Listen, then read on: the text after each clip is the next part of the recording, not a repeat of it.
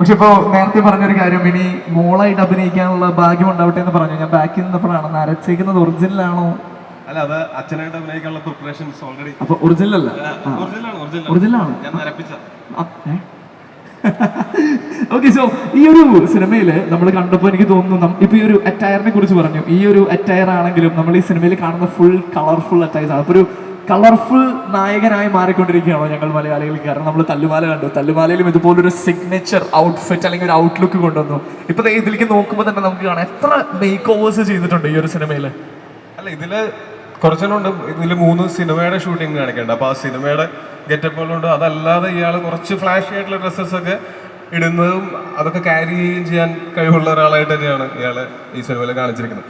ഒരു സെക്കൻഡ്, ഇതിനിടയ്ക്ക് വളരെ പ്രധാനപ്പെട്ട 2 പേരെ പറ്റി പറയാൻ വിട്ടുപോയി. സൗഭികയും സുരേഷ് ഏട്ടനും.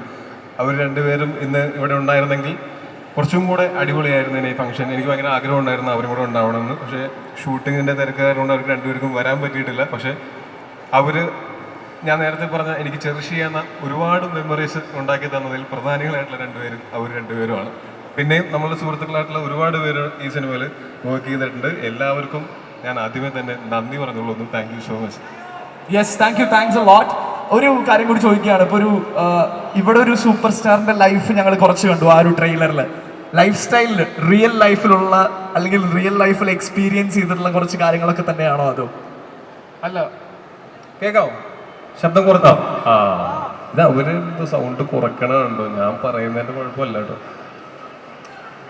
ഇത് ഒരിക്കലും എൻ്റെ ലൈഫോ അല്ലെങ്കിൽ ഏതെങ്കിലും ഒരു ആക്ടറിന്റെ ലൈഫോ അതേപോലെ പകർത്തി വെച്ചിരിക്കുന്നതല്ല. പക്ഷെ എൻ്റെ ലൈഫിൽ നിന്നും പല ആക്ടേഴ്സിന്റെ ലൈഫിൽ നിന്നുമുള്ള ഇൻസിഡൻസും അതിൽ നിന്ന് ഇൻസ്പയർഡ് ആയിട്ട് നമ്മൾ ക്രിയേറ്റ് ചെയ്തിട്ടുള്ള ഇൻസിഡൻസും ഒക്കെ ആയിട്ട് ഒരു ഫിക്ഷണൽ ക്യാരക്ടർ തന്നെയാണ് ഡേവിഡ് പടിക്കൽ. ആരെങ്കിലുമായിട്ട് സാമ്യം തോന്നുകയാണെങ്കിൽ അത് തികച്ചും യാദൃശ്ചികം തന്നെയാണ്. ഓക്കെ, ഇനിയിപ്പോ എഴുതി വെക്കേണ്ട ആവശ്യമില്ല, നമ്മൾ ഓൾറെഡി ഇവിടെ പറഞ്ഞിട്ടുണ്ട്. അപ്പോ ഒരു കാര്യം കൂടി ചോദിക്കുകയാണ്. ഞാനിപ്പോ അവരെല്ലാവരും സ്റ്റേജിലേക്ക് വിളിക്കാൻ പോവാണ്.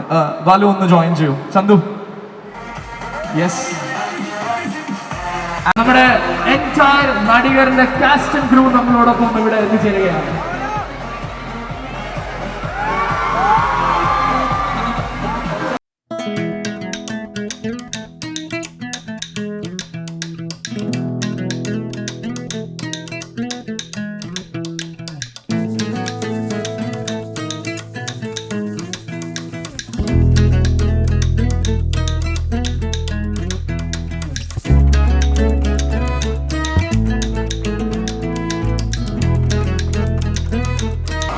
നടികൾ, നമുക്കൊരു അടിപൊളി ഫോട്ടോ എടുക്കണം. കുറച്ചും കൂടി കയറുന്നു. എല്ലാവരും ഒന്ന് സ്പെൻഡ് ചെയ്യുന്നു. Let's take a beautiful picture. ഈ ഒരു ദിവസത്തിന്റെ ഒരു അടിപൊളി ഓർമ്മ കൂടി let's create it. Because ladies and gentlemen, Kochi, so ദിവസം മറക്കണ്ട.